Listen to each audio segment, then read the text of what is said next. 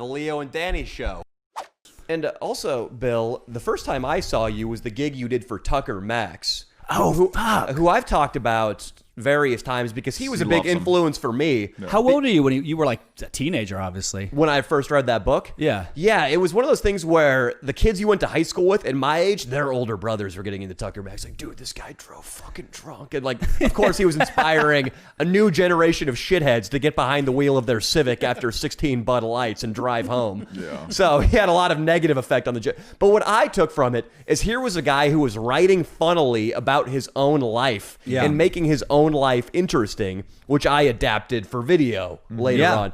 So I kind of see myself as an heir of that Tucker Max tradition. But Bill helped Tucker promote Tucker's movie called I Hope They Serve Beer in Hell, based off his #1 New York bestseller book, I Hope They Serve Beer in Hell. Yeah. The book was a gigantic hit. It's still great. I recently revisited it. They still hold up. The movie was a disaster. Yeah. Artistically, it was a disaster. But Bill got a really sick gig promoting it, doing man on the street shit. And it was clever. You'd throw on the fedora, act gay, and he would go interview the dudes protesting Tucker Max. The dudes... A lot of dudes and a lot of girls, very PC, college campus types, and Bill would troll the fuck out of them, dude. That's awesome. Yeah, it's great. You can, if you just look up Bill Dawes hosting reel, I think you could see it. It was just fun. Bill Dawes, Tucker Max. I hope they serve beer and hell. Go watch it. It's good stuff. Awesome. Yeah, I have a very interesting relationship with Tucker Max. I don't have a relationship with Tucker Max anymore, by the way. Why is that?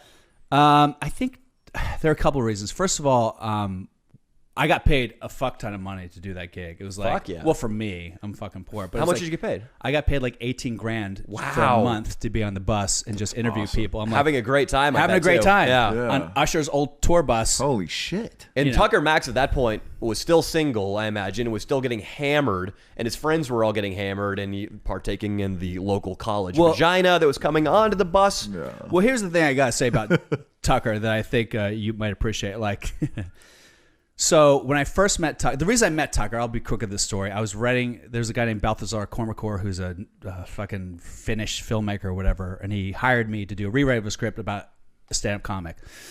So it's like, cool, let me go look at the humor section of Barnes & Noble when that was a thing to see if there's anything that can inspire me, like a good autobiography from a comic. And if you go to the humor section of Barnes & Noble, it was like 101 ways cats like to poop. How dogs like to fart on cats. Like, it's all just dumb shit, brightly colored. Like Uncle John, like it's 90% Uncle John's bathroom reader. And I saw this one black book that said, I Hope They Serve Beer in Hell. I was like, huh. Look at the cover. It's Tucker Max with a girl's face cut out. I thought he was about to say Uncle Tom's Cabin was the one black. That is a funny book. So I go, oh, this guy's an asshole. I turn around and goes, my name is Tucker Max. I'm an asshole. I'm like, I'm going to buy this book. Yeah. So like you said, it still holds up. It's fucking funny as shit. Yeah. And there's stuff at the time that inspired me as a comic because he was speaking into existence a lot of stuff that I've been thinking. And I had a very popular show in New York at the time called Bill Dawes College Night. Ooh. Ooh. Must have had a good time. I'm a little bit too old for that at the time. I wasn't in my college years. But so I said, hey, man, if you want to come, I have a popular show. I'll give you bottle service, hang out with your friends. And he goes, dude, I've been hearing about you because I had a very popular, not to brag, guys, I had a popular blog on MySpace. Ooh. You did, huh? That's awesome. Congrats, man. Yeah. So he'd heard about my write. He hired me to write for Rudius Maximus. I became friends with him. He introduced me to jiu-jitsu. And so I liked him. I was like, he's kind of a cool guy. And a lot of the bluster, you're like, okay, it's just bluster. It doesn't really matter. But the thing that I became very aware of, like, Tucker Max, the persona, and Tucker Max, the person, are kind of two different things. Like, have you met Tucker, by the way? I've talked to him on the phone briefly. Oh, okay. When I started out in comedy, he had a thing on a website called Clarity FM where you could call him and get a business consultation for, I think it was a half hour for $150, which is ridiculously cheap from a guy of his profile, actually. And I talked to him twice on there. Yeah. So I know a little bit about him. Yeah. Personally. And I guess before I met him, I was kind of picturing Good Will Hunting, like Matt Damon, Good Will Hunting, like a dude with fucking hands and shoulders and a dick who's like, I'll fuck you up. I'm also smarter than you, and I can also fuck you up, and I'll fuck your girlfriend. So I kind of had this, like, I don't want to say man crush, but this idea of, like, this is a fucking dude. You picture it, Leo. A dude will fuck your girlfriend. Something closer to Leo, right? Yeah, yeah. But then you meet him. You shake his hand. You're like, did I just shake a carny hand? Yeah. Like he has these little feminine little hands. Really? And then we started jiu-jitsu, and he would like beat. He'd been doing it for a couple of years or 3 years, and I was brand new. He was like beating me up, like, dude, you know, and he kind of had like a little lisp in his voice. I'm like, okay, you know, like it's cool. He's so cool. And then I started doing jiu-jitsu more, and I started just dismantling the guy, and I realized like the Tucker Max who he puts out is not the Tucker Max. In real life, he's like not really athletic. He isn't that much of a womanizer. He doesn't have much of a fucking dick. You seen his dick? Well, let me put it this way. He is one of the most arrogant, deluded people on the planet, and he says his dick is average. So do the math on that. It's probably small, yeah. Yeah. And he just... And you kind of go, oh, he's not as cool as I'd wanted him to be. Like, I wanted him to be that guy that you'd follow into battle. Right. And then on the tour bus, because I'm on that bus for a month, you realize, oh, this guy is not that guy. Not only is he not good to the people who work for him, because he was shitty to all these, like, young kids. He treated them like fucking garbage. You know how you guys play sports, obviously. Yeah. You played football, Dan? Jiu-jitsu guy, too. But also, don't talk much more about him treating his staff like shit, because I thrash Austin if he makes so much as one mistake. And on we the editing column. also keep him extremely safe Yeah, from all... don't get into his head that kind of behavior is bad from an up above. I don't want him to hear that. Oh, shut up, dude. I mean, it is part of the game. But you know, you play sports, like there's a guy who like... jiu-jitsu guy, man. Like you guys should talk about Yeah, that. you got those long-ass legs. You guys got to roll, yeah. You guys got to roll Purple belt, sometime. baby. Are you still training? I haven't trained since 2017 hard. But I'm really fucks curious about this. people up, though. I want to hear about this, Bill. So what was he doing to these young kids working for him, these young staffers? He was saying that they were all alt-right, which is inappropriate. No, I'm kidding. He, you had me there. It took me a second. He had him. I tell you what, look, I also have like a weird like little brother fetish, I have to admit, because I've had two older brothers who were like amazing to me. And I never had a little brother, so whenever someone's like Leo, I'm like, dude, I want to help you. I want to like, I always like that. So I was never. You probably the guy. wouldn't like how I threw Austin's Yu-Gi-Oh cards across the room earlier. But they're Yu-Gi-Oh cards, so fuck that. Yeah, seriously, dude. That's right, Austin. So he just was one of those guys who just is likes to haze. He likes to haze all the young guys constantly, and he never let up. And he was convincing these guys that Rudius Media was going to be so big that they all needed to quit their jobs and leave their hometown of Columbus, Ohio, whatever bullshit city they're from, and like move to LA to be part of the Rudius Media empire. And that was Tucker's empire that he was starting up? Yeah. Or that he wanted to expand into an empire? He said he was going to be like the white Tyler Perry, and he said this was going to be the highest grossing R-rated comedy of all time. And I had seen the film by this point, and I was going like, what the fuck? And so I went back to the editing bay with all these fucking nerds who were there, and I said, guys, don't leave your girlfriends. Don't leave your whole town. This movie is not going to do that well. Yeah. It's probably going to make 5 million, 10 million at most. But his idea is going to go over 100 million, 200 million. It's like, it's diluted. I saw, this is interesting. Somebody pulled up old posts of his from his website message board where I saw him talking about that kind of thing. He was talking about buying a private plane. Oh, yeah. How it was going to gross as much as the movie Juno, which had just come out and done 100 million, an indie out of nowhere hit. And the movie, it was unwatchable almost. Yeah. And I was actually involved with helping write the movie. Thanks. No, but the first draft. No wonder was you like, only got $3,000 to punch up Jamie Kennedy's shit. But I'll tell you what happened. The first version was like pretty good. It was about this story in Austin where they go to the bachelor party. He shits his pants. Sling Blade fucks a stripper. The other guy gets arrested, which is apparently a true story. That happened in one night. Yeah. And then they go back home together, a fucking wedding. It was a lark. It was like an 80-minute movie. I'm like, that's great. No one's having any heart of darkness, no journey through the fucking emotional jungle of their soul. Yeah. They just fucking have a lark and they go home. Yeah. Perfect. Tucker Max. Yeah. Second draft, I worked on that. Even better. Oh, this is going to be really good. Then they gave me the third draft, and I was like, what the fuck did you just... Niels Parker, who is Tucker's like right-hand man, I go, Niels, what the fuck did you just do? You just ruined this movie. Because all of a sudden it became about Tucker's journey to becoming a better person, how he had to be a better friend to his buddy and blah, blah, blah. I'm like, no one cares about Tucker's fucking emotional journey. It's not... I'm not going to buy it, number one. And number two, like, who fucking cares?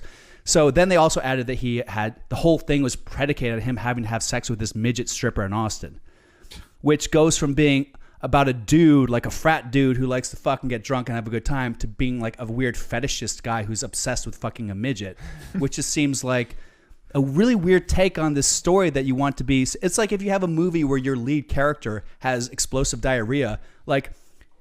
no one's going to like that guy. No. We all have explosive diarrhea every once in a while, but like if that's the guy, the lead actor, like we're not going to fucking like him. Right. Unless it's like Dumb and Dumber. You know? Exactly. So I just didn't understand the path they chose with that. And they said, well, one of the writers for Family Guy. I'm like, well, that's your first fucking mistake. Family Guy, there's no goddamn plot. What the fuck do they know about character development? So the final version they put out there, I knew it wasn't that good. And by the end of the 30 days, like Tucker had brainwashed everyone, even me, to the point of thinking, wait, maybe it is a good movie. Maybe it is going to be a hit. So for a second, I was like, this could be a big deal, because every #1 New York Times bestselling book at that point almost had been a huge hit. Like Marley and Me was one. I can't name them all. Life of Pi. Life of Pi. Like all of them became huge. And this is another hits, one. Like it has a huge opportunity. And I think Tucker was such a megalomaniac. He couldn't let the director do his job. He couldn't let Matt Zucchi do his job. And he just like, he was so convinced of his Elon Musk genius and creative genius that like nobody could negotiate around him. And he just made this bad film, and he couldn't even admit, even when the film bombed, which I knew it would. He kept, well, word of mouth is going. Word of mouth. I'm like, DVD sales. yeah. Those are something he wrote about on his website after, because I followed him for a long time, and right after the movie bombed, he was in disbelief, in shock, in depression. 2 years afterwards, he's talking about how it's found a market in DVD and how it's become successful and it's recouped all this money. Only about 2 years ago on TuckerMax.me, his personal blog, did he admit and open up and be honest about the night he realized the movie was a failure and how that was the lowest point in his life. And it had some message about managing expectations. What I'm saying is, he deceived even himself for years after the failure of that movie. Now, I'd like to think, I know that has a whole different game now. Now he's all in kombucha and healthy living. And he deleted his website.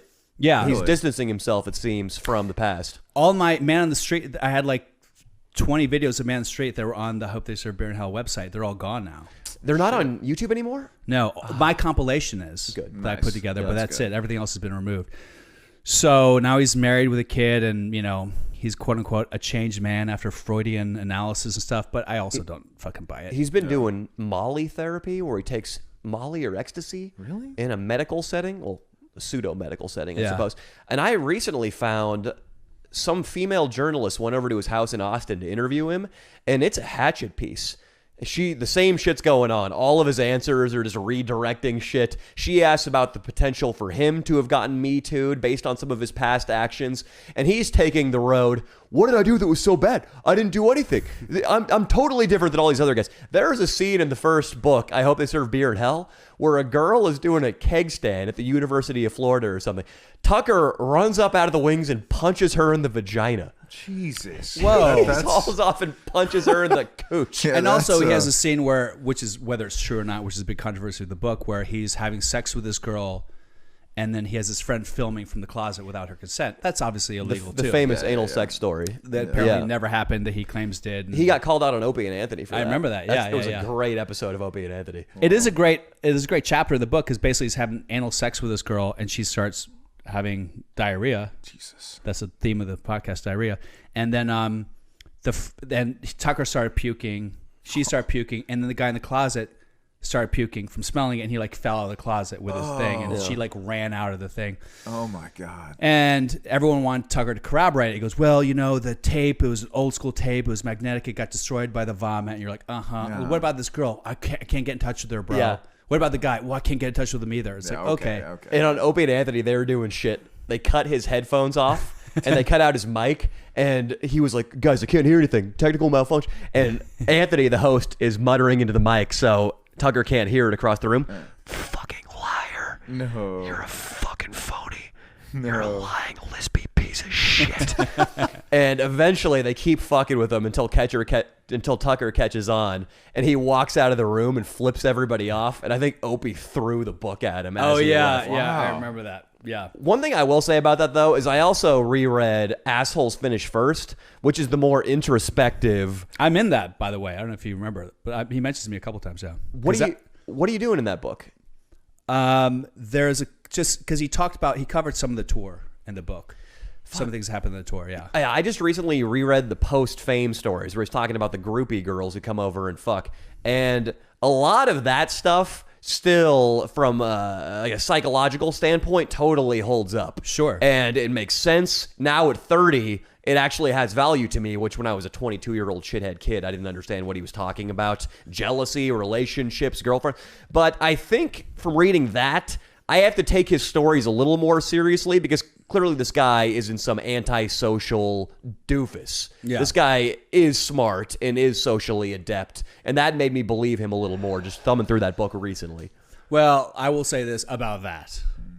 Because he would put verbatim all these conversations he had at parties. That's why I was like Good Will Hunting, because he'd get an argument and then he would do like 3 perfectly constructed paragraphs of roasting this girl drunk at a fucking party. And you're like, this guy's a fucking genius. With razor sharp jokes thrown in. They're supposed to all be nonfiction. The representatives have, true to the word, happened at these various and he parties. says it's because he would record himself when we went out. Mm-hmm. After having hung out with Tucker and gone out with Tucker, like, first of all, he already has like a lisp. Yeah. And when he's drunk, he's just like this guy. He's like, hey, guys, let's go over here. He sounds like Beavis, or Butthead, whatever. Like Beavis. So I was going like, wait, where's the fucking Will Hunting? Like, how about them apples? Like, where's that guy? I want to see the guy firing a million miles an hour. And it just wasn't there. I was like, oh, this is fucking bullshit. He never, because if he had recorded himself, why wouldn't he ever post that shit? Mm-hmm. He never recorded himself. It was just his way of saying, here's how I can like pretend I said all this shit, So, and also Assholes finished first because I was there for a lot of it. It didn't happen. I mean, all that shit he was talking about, I was like, that's not really what went down, bro. And also I noticed, first of all, the cover of I Hope They Serve Beer in Hell is ripped directly from Dave Attell's Skanks for the Memory album cover. Really? Which is Dave Attell drunk in a bar, some girls next to him, and one of the girls' face is blocked out saying, your face here. Really? Yes. And that's now become one of my favorite comedy albums of all time. It's incredible. Classic, yeah. That Dave Attell album. And a lot of the jokes are Dave Attellian to the point where he's basically changing one word of the punchline or the premise. Yeah. Also, he loved Howard Stern. He mentions Howard Stern a lot. A lot of the bits are ripped right from Stern, or the attitude is totally Stern. So I think it's an amalgam of Stern's attitude, Dave Attell's jokes, and somebody else he liked at the time, all coming together on the page to make this fantasy character. Yeah, exactly. Like I said, Tucker Max a person, Tucker Max persona are 2 completely different people. Because Tucker Max is not like, I mean, I don't want to say this to sound self-aggrandizing, but people knew him were like, Tucker Max wants to be you, Bill. That's who he wants to be. He wants to be a guy who can fuck and can fight. And he's just not that guy. And also, when he's, like I said, when he's drunk, he's not the most articulate, eloquent guy on the fucking planet at all. Mm-hmm. So, but he lied, like the Duke thing where he said the cops were tasering people, and they were all doing like Smeagol jokes, like, "Oh my precious, what are you doing?" Like that happened before the movie came out. Mm-hmm. No one was doing "Oh my precious" jokes before Lord of the Rings came out. Yeah, nobody. And Was. So everything was kind of like a lie. A lot of it was sort of. So I kind of like, but that's also fine. Like no one's writing a memoir that's 100% true. It's all kind of Of course. Yeah. So I wish he was more honest about that. The only people I think recently I've been wishing I had the power on microphone or in performance of a guy like Louis C.K. or Adam Carolla. Those guys, when you prop them up in front of a mic on a podcast or radio show, they are flawless, speak without a stutter, a like. Anybody talks shit, they immediately have a rebuttal that stings twice as bad. Right. Those guys are fucking vicious. But me, when I'm out there filming in the field, I stutter. I say stupid shit I make a joke that ends up being 75% racist and 5% funny and whatever percent something else, and that gets cut immediately. Yeah. Nobody is that character except for guys like I've seen, like Adam Carolla and Louis C.K., who are radio wizards. Jimmy Norton's really fucking good too. Yeah, and they've been doing it for so long too. They have so much forever. experience with it. Yeah, exactly.